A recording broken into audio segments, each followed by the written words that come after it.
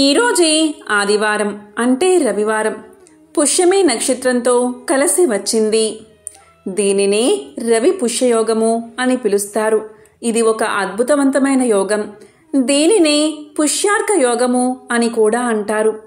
ఇలాంటి శక్తివంతమైన రోజు పొరపాటున కూడా మీ ఇంట్లో ఈ కూరను వండకూడదు, అలాగే తినకూడదు. తెలియక తింటే మాత్రం ఆ ఇంటికి పరమ దరిద్రం. కాబట్టి ఈ రవి పుష్యమి యోగంలో తినకూడని ఆ కూర ఏంటో ఇప్పుడు ఈ వీడియోలో తెలుసుకుందాం. రవి పుష్యమి యోగంలో చేసే నది స్నాన దాన జప హోమాదులు ఏవైతే ఉన్నాయో అవన్నీ అక్షయమైన పుణ్యాన్ని కలిగిస్తాయి. ఈరోజు ఏ చిన్న పని చేసినా అది కోట్ల రెట్ల పుణ్యాన్ని ఇస్తుంది. అంతటి అద్భుతమైనది ఈ రవి పుష్యమి యోగం. ఈరోజు స్నానం చేసే నీటిలో సూర్యుడికి అత్యంత ఇష్టమైన రేగి ఆకులు వేసుకుని స్నానం చేస్తే చాలు. శరీరంలోని వ్యాధులన్నీ నశిస్తాయి, సకల శుభాలు కలుగుతాయి. ఆదివారము అంటే ఆ సూర్య భగవానుడికి ఎంతో ప్రీతికరం. రేగి ఆకులు అంటే ఆ సూర్యుడికి ఎంతో ఇష్టం. అందుకే ఈరోజు స్నానం చేసే నీటిలో రేగి ఆకులు వేసుకుని స్నానం చేయాలి. ఇలా చేయడం వల్ల శరీరానికి నూతన ఉత్తేజం కలుగుతుంది. నకారాత్మక శక్తులు తొలగిపోతాయి, మానసికపరమైన సమస్యలు తొలగిపోతాయి. ఈ పుష్యార్క యోగం అనేది దేవతా మంత్రాలను జపించడానికి, అంటే ఓం నమో నారాయణాయ అని కానీ ఓం నమశివాయ అని కానీ మీకిష్టమైన దేవతా మంత్రాలను జపించడానికి ఇది ఎంతో విశేషమైన రోజు. ఈరోజు ఈ విధంగా ఒక్క పని చేసినా చాలు, అది కోట్ల రెట్ల పుణ్య ఫలితాన్ని కలిగిస్తుంది. తెల్ల జిల్లేరు చెట్టు సాక్షాత్తు గణపతి స్వరూపం. 15 ఏళ్ళు తెల్ల జిల్లేరు చెట్టుని అలాగే ఉంచితే దాని వేరు గణపతి స్వరూపంగా మారుతుంది. అలాంటి తెల్ల జిల్లేరు చెట్టు వేరును గ్రహించడానికి ఇది ఎంతో మంచి రోజు. ఈరోజు మాంసాహారాన్ని అస్సలు తినకూడదు, అలాగే వండకూడదు. ఆదివారం సూర్య భగవానుడికి ప్రీతికరమైన రోజు.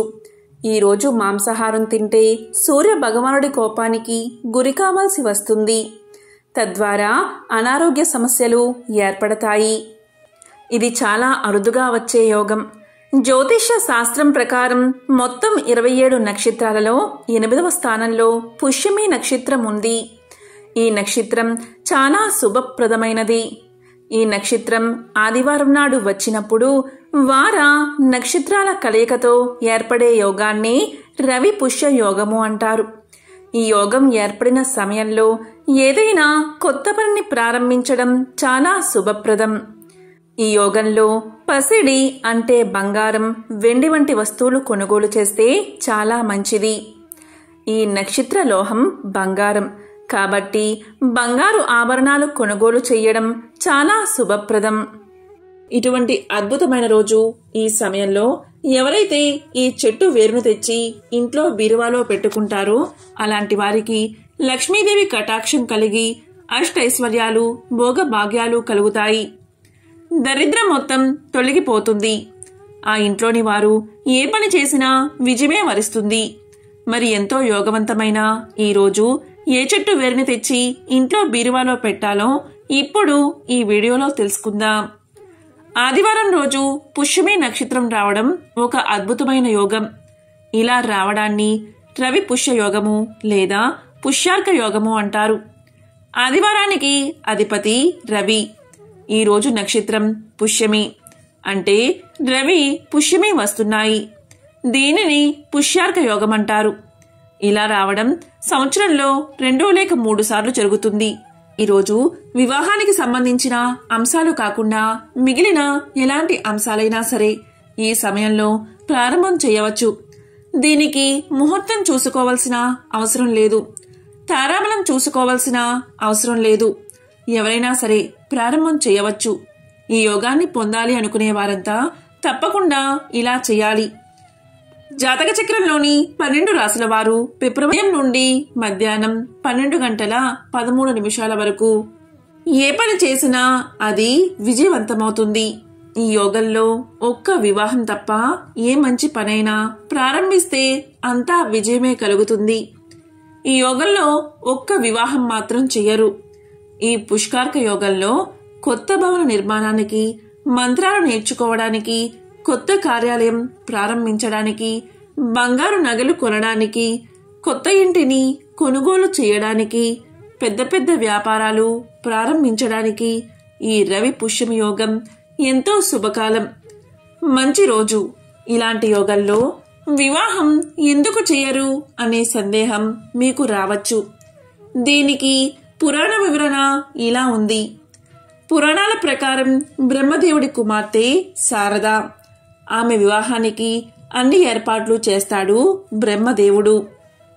తీరా వివాహం జరగాల్సిన రోజు ఆయన మతి భ్రమిస్తుంది. కుమార్తె యొక్క సౌందర్యానికి చలించిపోయి స్వంత పుత్రికని వివాహం చేసుకోవాలి అనుకుంటాడు.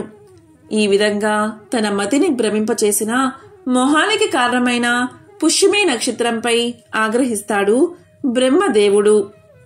పుష్యమి నక్షత్రంలో ఎవరైతే వివాహం చేసుకుంటారో వారి వైవాహిక జీవితంలో సమస్యలు వస్తాయని బ్రహ్మదేవుడు శపిస్తాడు. అందుకే ఒక్క వివాహం మాత్రం ఈ రోజు చేయరు. ఇక అన్ని పనులకు ఈ రోజును మించిన రోజు లేదు.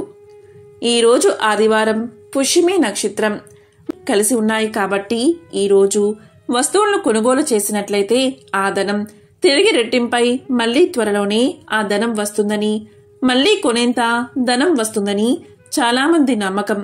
అందుకే చాలా మంది ఈ యోగంలో బంగారాన్ని కొంటారు. ఈ రోజు ఎవరైతే బంగారం కొంటారో ఆ డబ్బు మళ్లీ తిరిగి వచ్చి మళ్లీ బంగారం కొంటారని నమ్మకం చాలా మందికి ఉంటుంది. ఈ రోజు చేసే నది స్నాన, దాన, జప, హోమాదులు ఏవైతే ఉన్నాయో అవన్నీ అక్షయమైన పుణ్యాన్ని కలిగిస్తాయి. ఈ రోజు ఏ చిన్న పని చేసినా అది కోటి రెట్ల పుణ్యాన్ని కలిగిస్తుంది. ఎంతో విశేషమైన ఈ రోజు మాంసాహారాన్ని అస్సలు తినకూడదు, అలాగే వండకూడదు. తింటే మాత్రం అస్సలు మంచిది కాదు. ఈ భూమి మీద అనేక మొక్కలు ఆయుర్వేద పరంగా మరియు ధనాకర్షణ పరంగా కూడా ఎంతో ఉపయోగపడతాయని మన శాస్త్రాలు తెలియచేశాయి. అలాంటి ధనాకర్షణకు ఉపయోగించే మొక్కే సహదేవి మొక్క. ఈ చెట్టును సాక్షాత్తు అమ్మవారి స్వరూపంగా శాస్త్రాలు చెబుతున్నాయి. ఈ మొక్కను హిందీలో, తెలుగులో, సంస్కృతంలో కూడా సహదేవి అని పిలుస్తారు. మన తెలుగు రాష్ట్రాల్లో కొన్ని ప్రాంతాల్లో గరటి కామిని అని పిలుస్తారు. ఈ మొక్కలు ఎక్కడైనా విరివిరిగా లభిస్తాయి. ఈ మొక్కలకు చిన్న చిన్న లేత గులాబీ వర్ణంలో పుష్పాలు పూస్తాయి. మన తెలుగు రాష్ట్రాల్లోనే కాక మన భారతదేశం మొత్తం సహదేవి మొక్కలు ఎక్కడైనా కనిపిస్తాయి. సహదేవి మొక్కను అందరూ చూసే ఉంటారు. పూర్వం సహదేవి మొక్క వేరును అరగదీసి తిలకంలా ధరించేవారు. ఎందుకు అంటే ఇలా చేస్తే ఎదుటి వ్యక్తులు ఆకర్షితులు అవుతారని అలా ధరించేవారు. సహదేవి మొక్క వేరుకు అంతటి శక్తి ఉంది. అదేవిధంగా ఈ మొక్క సమూహాన్ని పెళ్లగించి భస్మంలా చేసుకుని నుదుటిన ధరిస్తారు. ఇలా కూడా చేస్తే ఇతర వ్యక్తులు ఆకర్షించబడతారని ఈ విధంగా నుదుటిన ఈ మొక్క యొక్క భస్మాన్ని ధరిస్తారు. ఈ చెట్టు వేరుతో నిత్యం దంతాలు తోమితే వారికి అద్భుతమైన వాక్శక్తి పెరుగుతుందట.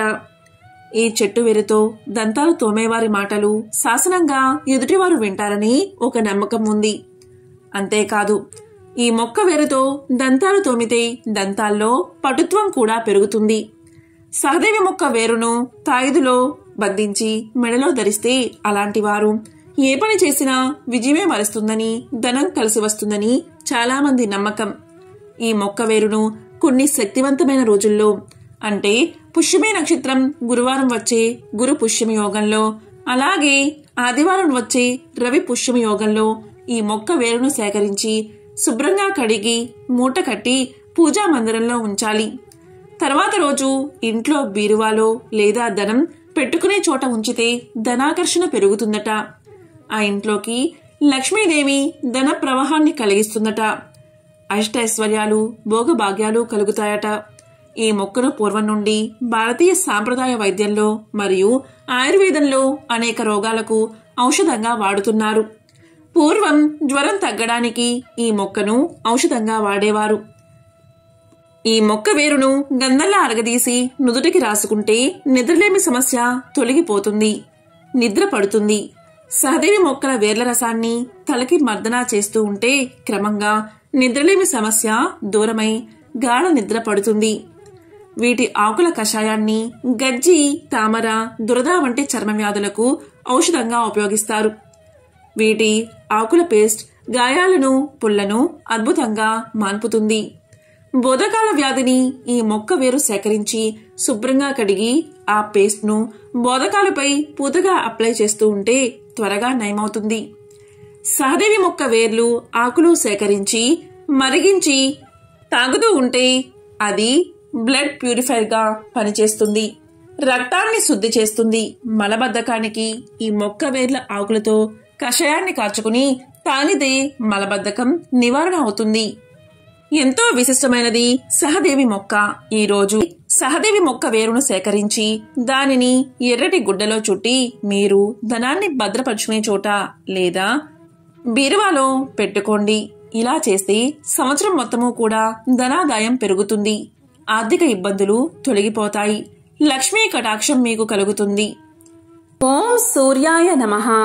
ఓం నమో నారాయణాయ. ఓం భగవతే వాసుదేవాయ. ఓం నమః శివాయ.